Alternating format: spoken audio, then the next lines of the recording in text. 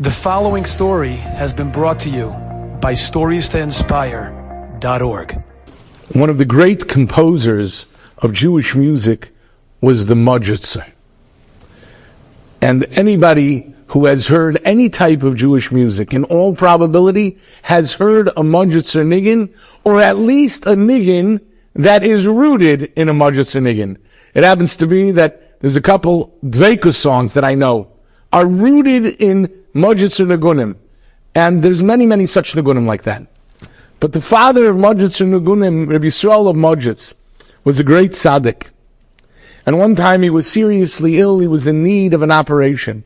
He traveled to Berlin, and the Rebbe was told it's going to be a long operation, and they prepared to give him anesthesia. And he said, no, I'm not taking anesthesia. And they said, what do you mean?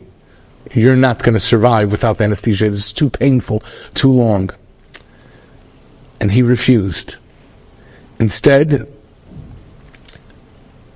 he decided that in order to connect himself to Hashem, he would be mizdabek with Hashem and cling to Hashem through the koyach of Negina. And he composed a magnificent song that took hours. A song that took hours during the operation.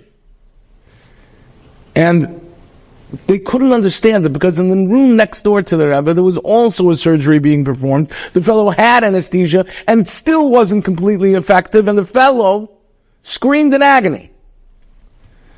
And they asked, how is it possible that you were able to maintain your composure? And the other fellow was screaming. And he said, you don't understand. I was screaming also. But I was able to transform those cries into a song. The Jewish people go through many difficulties. And we all come to the point where we feel like we're drowning.